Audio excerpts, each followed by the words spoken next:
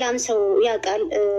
እንደዚህ ስህር ተደርጎብኝ ቁርአን እሷ ናት እንደውም ሼኩን ይዛ መታ ቁርአን የተቀራብኝ የቤቴ መልካምነቷን አልረሳም። ሌላም ደግሞ ከጀርባ አሉ ሲያስታምሙ የነበሩ። ለመጀመሪያ ጊዜ ግን የተዋወቃችሁት አንቺ መኪና ውስጥ ራስሽ ልጤ ስትይ እሷና ባሏ መጥተው በመኪና አድነውሻል። ቁርአን እየተቀራብኝ የዛኔ እሷም ነበረች ባሏም መጥቷል። ይሄ መልካምነቷን አይቼ ነው ነይ የልጅ እናት ነሽ ነይ እላይ ያለውን እኔ ስለማልጠቀምበት እላይ ያለውን ሱቅ ቃሽን ደርድሪና ግማሽ ቀን እኔ ጋ እኮ ትውል ነበር ላይቭ ላይ አይደለ? የአንቺ እቃ አለመሸጥና መሸጥ እኔ ምን ተጠያቂ ሆናለሁ? እኔ ጠያቂ ካልመጣ አንቺ ምን ታደርጊያለሽ? ከስተመር ካልመጣ እሷ እዚህ ጋር እላይ ቦታ እስከሰጠኋት ድረስ ነገሮች እስኪስተካከሉኛ ማስፋት ነበር አላማችን። ወንድሟ ይመጣል ሽፎን ይሸጣ ምንድን ነው ይሰፋል ልምድ አለው ምናምን ስትል በቃ እናመጣዋለን ወንድምሽንም እንትን እንላለን በቃ ነገሩን እናሰፋለን። መሀላችሁ ታዲያ እንደዛ ጥሩ እህትማማቾች የነበራችሁ የተዋወቃችሁበት አጋጣሚም ማለት የሰው ልጅ ራሴን መኪና ውስጥ ልከትስል መጥቶ ካዳነኝ ነፍሴን እንዳዳነልኝ ስለምቆጥረው ባለውለታዬ ነው። ገባሽ? ስለዚህ ሀሲናት ባለውለታሽ ናት። ከዛ አንቺ ደግሞ መልሰሽ ባለውለታዋ ነሽ። ለምን ሱቅሽን አስጠጋሻት፣ በዚህ ውድ ክራይ ቦታ ሰጠሻት፣ ከላይ ወንድሟን ልታመጡ ሽፎን ሊሰፋ ተባብራችሁ ልታድጉ ልትሰሩ ሰላም የነበራችሁ ሰዎች መሀላችሁ ምን ገብቶ ነው?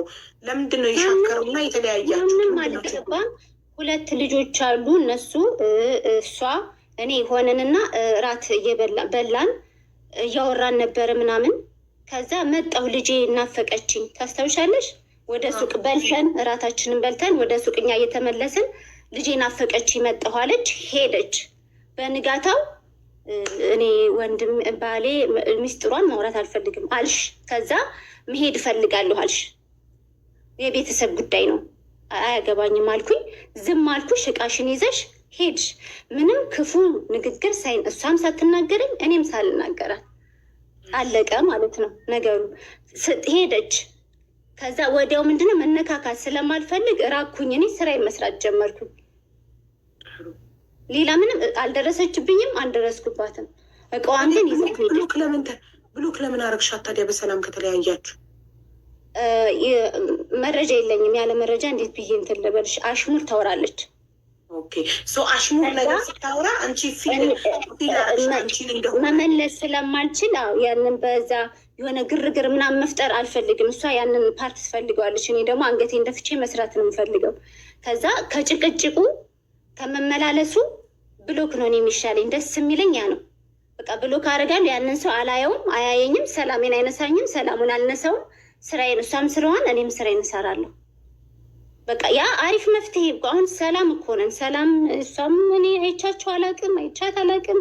እኔም ስራዬን የምሰራው እሷም ስራዋን የምሰራው። በሰላም የተለያየ ሰው ኦኬ አሽሙር ተናገረች። ለምን አንቺስ ለምን አሽሙር ትናገሪያለሽ? በሰላም ተለያይታችሁ ግን መረጃ የለኝም። ችግር ይሄንን ማውራት አልችልም። አንቺ አሁን ተለያየንበት ያለሽ ምክንያት አንድ ስለቀረ ልነግርሽ ነው። የተለያየንበት ምክንያት ሱቅን ይዛለን ተብለን ይሄን ያክል ብር እኔም እሷን ባለቤቴን ቁጭለን ይሄን ያክል ብር ያስፈልጋላል። እያንዳንዱን ነገር ስታወሪ ዘለሽ አታወሪ። ምክንያቱም ሀቡም እንድትረዳን ወደ 40,000 ድርሃም መጣና ምን አልኳት? በስነ ስርዓት መጥቼ ምሳ ይዤላት ሻይ ይዤ ረዋን ውዴ እንደዚህ አሁን ላይ ይሄን ያህል ብርኛ መክፈል አንችልም።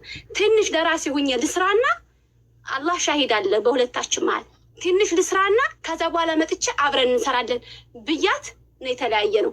ከዛ በኋላ ነው እሷ ሌላ ሰው የሆነችው።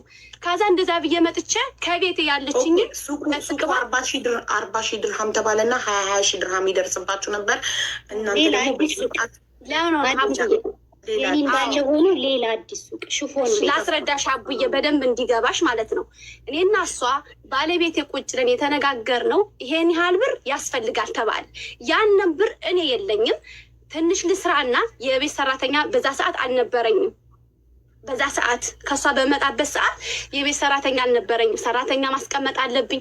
ሁለተኛ አቡዬ ስለማጠባ ከሷ ጋር ሂጄ ስውል ጡቴ ያው እንግዲህ አንቺ እናት ስለሆንሽ አቡዬ ታውቂዋለሽ ውጥር ነው የሚል። የዛን ጊዜ ምናፍቀኛለች ሳይሆን ጡቴን አመሜ ብያት ነው ሄድኩኝ። አብሬያት ስሰራ ውዬ ሲቀጥል ደግሞ እሷ ጋር ሁኜ ኦርደር ያልወጣው እኔ ላይቭ ላይ አልገባም። ሲቀጥል ሲያማት ስለነበረ ሙሉ ለሙሉ እሷን ነው ሳግዝም ውለው። ቀሲል እናሽጋለን፣ 25 ኪሎ ኦርደር እንጽፋለን፣ ምግብ ሰርቻ አመጣላታለሁ። በቃ ያንን እኛ አላሰብንም ገና፣ ግን እያዘጋጀነው ነው አብረን ለመስራት።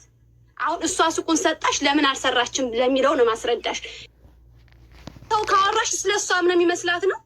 ጭራሽ ጓደኛም የለኝም። ችግር የለውም። የአሽሙሩ ማስረጃ ስለሌላት አሽሙር ስትናገሪ ስታይ ቦለከች፣ በዋትሳፕም በቲክቶክም ቦለከችሽ። አለቀ ነገሩ።